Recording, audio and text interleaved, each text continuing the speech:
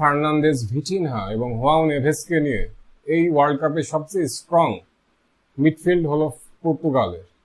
আমাদের মনে রাখতে হবে যে 2010 ওয়ার্ল্ড কাপ স্পেন জিতছিল এই মিডফিল্ডের উপরে ভর করে, যেখানে ছিল জাভি, ইনিয়েস্তা এবং বুস্কেটস এর মতো প্রতিভাবান এবং দুর্দান্ত কিছু প্লেয়ার। স্ট্রং মিডফিল্ড হলো যে কোনো উইনিং টিমের মেইন এক্স ফ্যাক্টর। লাস্ট 10 ম্যাচের ভেতর 2টা হার, 2টা ড্র ও 6টা উইন নিয়ে ওয়ার্ল্ড কাপ জার্নি স্টার্ট হচ্ছে পর্তুগালের। 4-3-3 ফরমেশনে তাদের রেগুলার দেখা যায়, যেখানে গোলকিপার পজিশনে রুই কোস্তা মোটামুটি কনফার্ম। এর পাশাপাশি ম্যান সিটি থেকে আছেন ম্যাথিউস নুনেস এবং রুবেন ডিয়াস। স্পোর্টিং থেকে আছেন গনসালো ইনাসিও এবং পিএসজির নুনো মেন্দেস। এবং মিডফিল্ডে যথারীতি পিএসজি থেকে থাকবে ভিটিনহা এবং হোয়াও নেভেস।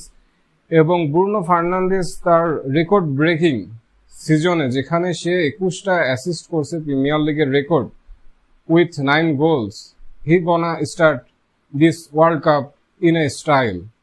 এবং ফরওয়ার্ড লাইন আপের দিকে যদি আমরা দেখি, সেখানে স্বাভাবিকভাবেই the GOAT, the Cristiano Ronaldo is gonna deliver his all to win the FIFA World cup.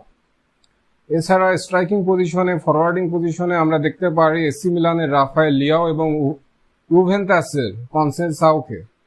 Rafael Leao এবং কনসেনসাও এর যদিও এই মৌসুমটা খুব একটা ভালো যায় নাই, কিন্তু তারা যে কোনো মুহূর্তে ম্যাচের গতি প্রকৃতি চেঞ্জ করে দিতে পারে।